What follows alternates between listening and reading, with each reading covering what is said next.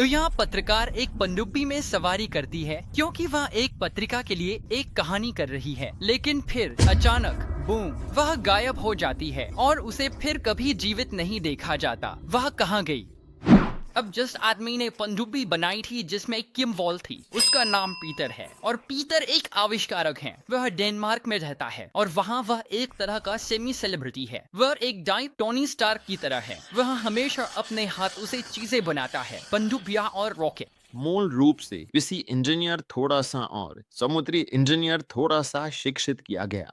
वास्तव में वह इस समय अवधि के दौरान दुनिया की सबसे बड़ी निजी निर्मित पनडुब्बी UC-3 नॉटिलस बनाने में सफल होता है। यह काफी प्रभावशाली है, लेकिन जितना प्रतिभाशाली पीटर है, उसके पास एक अंधेरा पक्ष भी है। आप जानते हैं कि हमारे बीच मनोविकृत लोग होते हैं, मानव शिकारी जो चारों ओर घूमते हैं और लोगों को पकड़ते हैं, उनका उपयोग करते हैं और फिर उन्हें फेंक देते हैं।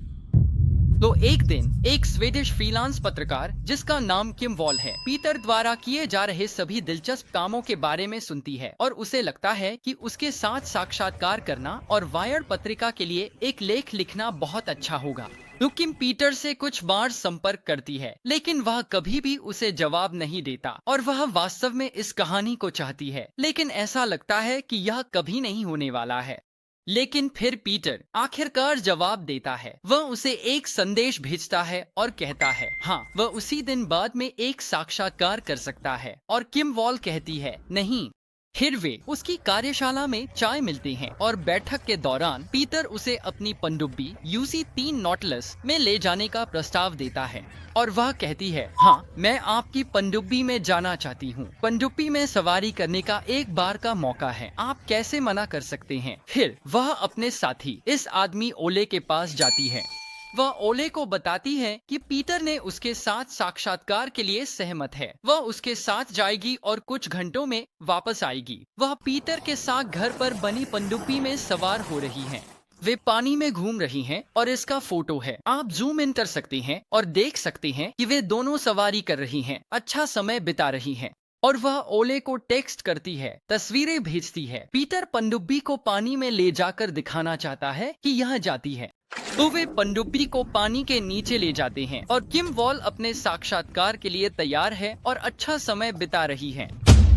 कई घंटे बीत जाने के बाद भी किम वॉल और पीटर अभी तक वापस नहीं आए हैं और ओले वह चिंतित होने लगा है। उसने किम वॉल से कुछ नहीं सुना है और वह सोने की कोशिश करता है, लेकिन वह सो नहीं सकता। तो वह अपनी साइकिल उठाता है और किम वॉल पनडुब्बी के डॉक होने की तलाश में क्षेत्र में घूमता है, लेकिन उसका कोई निशान नहीं है और इस समय देर हो चुकी है। समय 1:45 बजे रात का है, इसलिए वह पुलिस और नौसेना को उसे गायब होने की रिपोर्ट करने के लिए बुलाता है और कुछ ही घंटों में क्षेत्र में नावें और हेलीकॉप्टर इस गायब पनडुब्बी के किसी भी निशान की तलाश में हैं, लेकिन उन्हें कुछ भी नहीं मिला। लेकिन फिर इसके कुछ घंटे बाद वे अंततः कुछ देखते हैं। यह पनडुब्बी है, लेकिन ऐसा लगता है कि यह डूब रही है और पीटर वहां है और वह इससे दूर तैर रहा है। वह सुरक्षा की ओर तैरने की कोशिश कर रहा है, तो उन्हें बचा लिया जाता है और उनसे पूछताछ की जाती है और पीटर उन्हें बताता है कि एक यांत्रिक दोष के कारण उसकी पनडुब्बी डूब गई और इसी वजह से वह सुरक्षा की ओर तैर रहा था। लेकिन फिर पुलिस पूछती है किम वॉल कहाँ है और पीटर उन्हें बताता है कि साक्षात्कार से कुछ घंटे पहले उसने किम वॉल को किनारे पर छोड़ दिया था, इससे पहले कि पनडुब्बी डूबने लगे। अब मुझे नहीं पता डेनमार्क में पुलिस के साथ क्या हो रहा है, लेकिन बहुत जल्दी वे उस कहानी की बकवास की तरह हैं और बैम वे उसे गिरफ्तार कर लेते हैं और किम वॉल की हत्या के लिए उसे अनैच्छिक हत्या का आरोप लगाते हैं। अगले दिन वह अदालत में पेश होता है और अदालत में वह अपनी कहानी बदल देता है। वह अदालत को बताता है कि उसने वास्तव में किम वॉल को किनारे पर नहीं उतारा। इसके बजाय वह कहता है कि वह वास्तव में UC-3 नॉटिलस के अंदर मर गई, लेकिन उसकी मौत पूरी तरह से एक दुर्घटना थी। वह दावा करता है कि किम वॉल हैच पर चढ़ रही थी और उसने गलती से वह हैच उस पर गिरा दिया और यह उसके सिर पर लगा और इसी से उसकी मौत हो गई।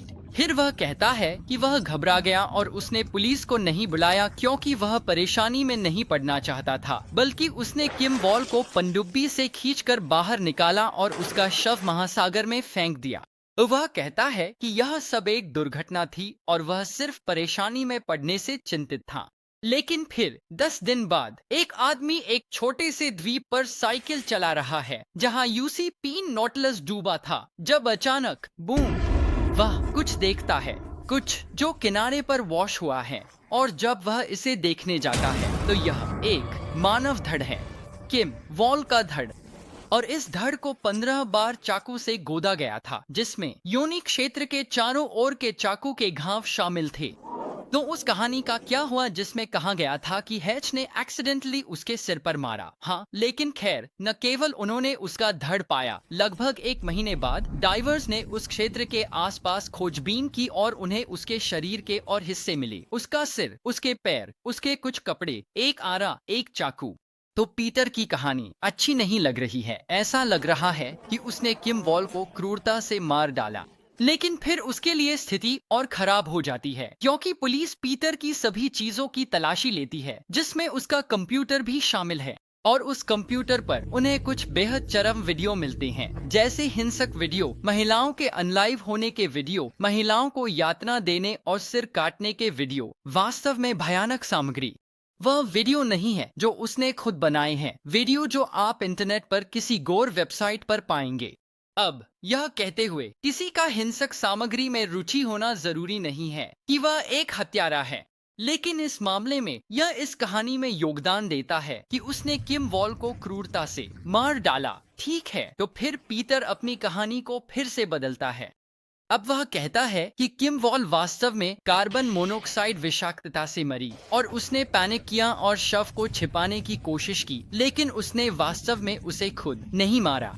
और बेशक यह उसकी दी गई तीसरी कहानी है, इसलिए कोई भी इसे नहीं मान रहा है। भाई पूरी तरह से बकवास कर रहा है। तो फिर सवाल यह उठता है, किम वॉल के साथ वास्तव में क्या हुआ? खैर, सभी फोरेंसिक सबूतों को जोड़ते हुए अभियोजन पक्ष यह बताने में सक्षम है कि वे क्या मानते हैं कि उसके साथ क्या हुआ। तो पीटर और किम वॉल उस दिन मिलते हैं और वे पनडुब्बी पर जाते हैं और अच्छा समय बिताते हैं। फिर पीटर पनडुब्बी को नीचे ले जाने का फैसला करता है, और जब वे पानी के नीचे होते हैं और उसके लिए भागने का कोई रास्ता नहीं होता और कोई उसकी चीख नहीं सुन सकता, अचानक बम वह उस पर हमला करता है और उसे पराजित कर देता है। फिर वह उसे बांध देता है जहां वह हिल नहीं सकती, और फिर वह उसे यातना देता है और उसका बलात्कार करता है।